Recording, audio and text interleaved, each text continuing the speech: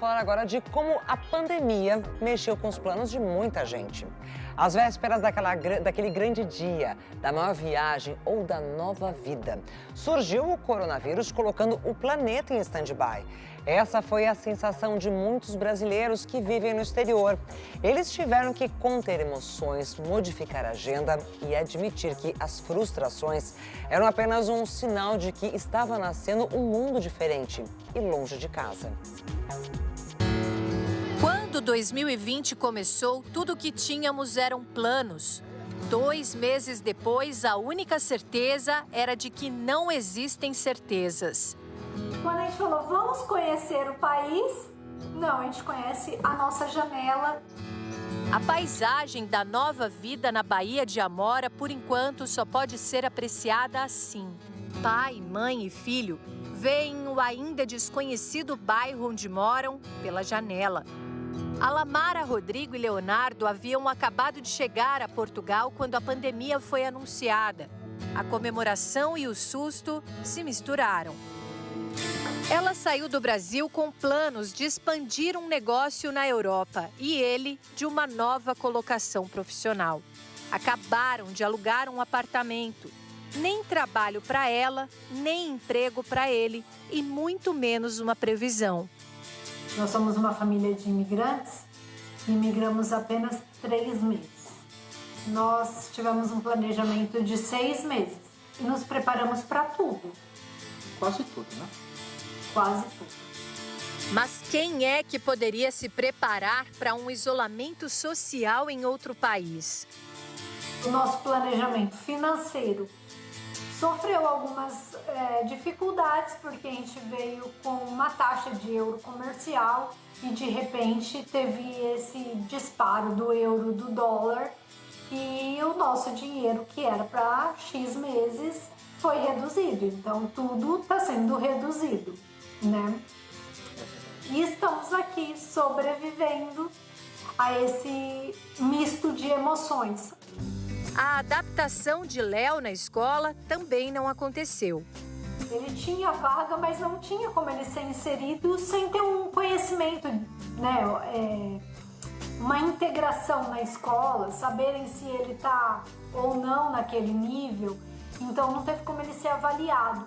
Então ele ficou para o próximo ano letivo. Voltar seria ainda pior. A gente viu que não seria vantajoso por tudo que a gente investiu de estar aqui. Se nós voltássemos, o nosso imóvel já estava alocado, então a gente também teria que pagar multa para sair e multa para entrar de volta naquilo que era nosso. Sem falar que a gente ia ter que começar do zero, porque nenhum prato nós temos mais no Brasil. Um sonho que ainda não saiu da mala. Juliana é fonoaudióloga, psicóloga e começou um mestrado. A beca chegou pelo correio. Eu retornei para os Estados Unidos em janeiro de 2020 com planos de me formar em maio e de me casar em junho. Então 2020 era um ano que prometia, mas ninguém previu essa pandemia. Chicago não era só um novo destino profissional. Foi o lugar escolhido para os momentos mais decisivos da vida dela. Eu acabei tendo que me mudar do alojamento da faculdade, onde a maioria dos alunos moravam, para a casa dos pais do meu noivo, onde eu me formei à distância, com uma cerimônia online e a promessa de uma cerimônia presencial em dezembro. O meu casamento, que ia ser em junho, teve que ser postergado para o final de julho, por causa dos riscos, que a aglomeração de pessoas traz. Então, os meus familiares no Brasil mudaram os voos deles, fizeram alterações nos dias de férias que eles têm do trabalho e eu aqui conversei com fornecedores e fiz novos contratos para me certificar de que eles poderiam nos servir na data nova. A nova data foi marcada, mas a agenda do mundo ainda é instável. Eu tenho parentes que tiraram visto para estar conosco e agora a gente corre o risco de ter que fazer uma cerimônia longe dos meus pais, do meu irmão, tios e primos, que são familiares muito próximos. Como a brasileira fez um pedido de residência permanente nos Estados Unidos, não pode sair do país até receber a documentação. E mesmo que pudesse, as fronteiras se fecharam. O reencontro com a família brasileira para celebrar formatura e casamento é uma incerteza. Rogério e Camila, um geógrafo e uma enfermeira. Eles abandonaram os empregos, venderam um pequeno negócio que tinham no Brasil e decidiram investir anos de trabalho no sonho de uma volta ao mundo. Nós, em 2016, começamos um projeto de uma longa viagem de volta ao mundo de pelo menos 2 anos. Então, nós começamos a fazer um planejamento, foi um planejamento de pouco mais de 2 anos, para poder fazer a realização desse sonho, para poder concretizar esse sonho.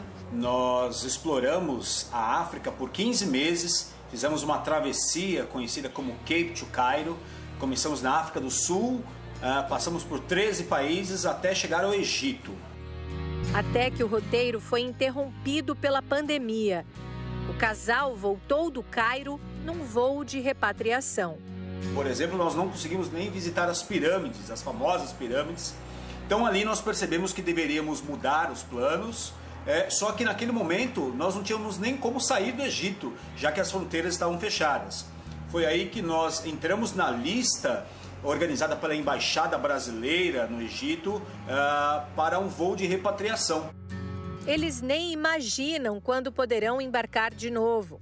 Como nós nos planejamos para ficar durante muito tempo na estrada, então a gente fica aqui numa situação de transição. A gente está trabalhando com o material que nós produzimos durante a viagem, mas ainda na expectativa de conseguir voltar à estrada o quanto antes. Possivelmente pode ser que a gente volte, pelo menos eu como enfermeira, volte para a profissão, né? Tô vendo se vou conseguir voltar a trabalhar. E o Rô, como geógrafo, professor de geografia, fica um pouco mais complicado você se colocar novamente no mercado de trabalho em meio à pandemia. Maisa e Antônio decidiram virar nômades digitais pouco antes do novo coronavírus mudar o planeta. Seriam eternos viajantes. A ideia era adotar o trabalho remoto de qualquer lugar do mundo. Resolvemos largar os nossos empregos, a Maisa como engenheira florestal, eu como analista financeiro. Largamos nossos empregos para realizar os nossos sonhos, que seria durante a nossa lua de mel. E a gente estava na realização. Ano passado a gente foi para Israel, foi para Jordânia, foi para América do Norte, viajamos muito. E quando a gente chegou aqui no Brasil, no final do ano, para poder tirar o visto, para ir para a Ásia, no caso o visto seria inclusive para a China. Foi bem na época, em janeiro, que começou os rumores e começou realmente as notícias sobre a Covid-19 em Wuhan. Eles vieram ao Brasil apenas para as festas de fim de ano. Turistas em tempo integral que permanecem em solo baiano quando o projeto era estar na China. A tia do Antônio cedeu a casa dela para que a gente pudesse ficar nesse período de incertezas, até porque o nosso voo de volta para São Paulo já foi cancelado 3 vezes. Então a gente também não consegue voltar para São Paulo. E uma viagem que era para durar 3 semanas já está durando 3 meses. E a gente não sabe. A gente também não sabe até quando a gente vai ficar aqui, em que momento a gente vai poder buscar por trabalho, buscar por alternativas para que a gente consiga ter fontes de renda para que a gente consiga viver, porque a gente está consumindo completamente da nossa reserva.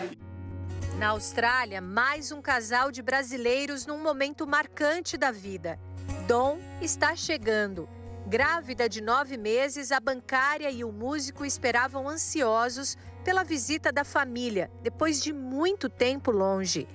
E, obviamente, isso afetou a gente também. Muito. Porque a gente tinha visita dos familiares para quando o bebê chegasse agora em junho. Mamãe presente para receber o netinho. E, infelizmente, esses familiares agora só vêm quando puderem, né? E a gente também só visita o Brasil novamente quando pudermos. Então, por mais que a sensação de rotina vá aos poucos voltando ao normal, a gente está bem longe de voltar à normalidade de fato.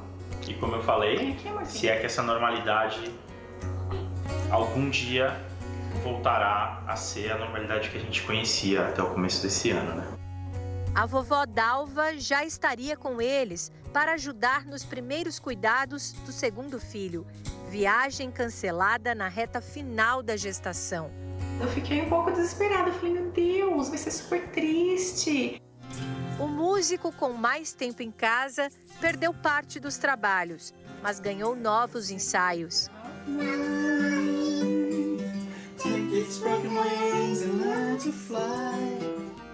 O trabalho de Gustavo foi reduzido. O de Aline é considerado essencial.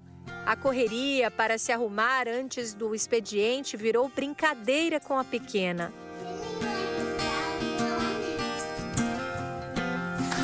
Agora, mais do que nunca, são só os 3 e logo 4. O chá de bebê do Dom virou uma festa drive. Amigos que estariam reunidos passaram de carro deixando fraldas e presentes. A preparação para o parto virou um momento de ginástica com a filha. Para ele, o que mudou mesmo foi o jeitinho de lavar as mãos. E a unha? Como é que faz a unha? Para mim, a palavra dessa quarentena é reinventar e reunir. Os ensaios fotográficos agendados tiveram de ser assim. Brasileiros que subitamente entenderam. Lar é onde a gente se sente em casa. O plano mais infalível é sempre o improviso. E tudo que nos resta é fazer o que podemos. Afinal, o mundo pós-Covid-19 nunca mais será o mesmo, nem nós mesmos, em qualquer lugar do globo.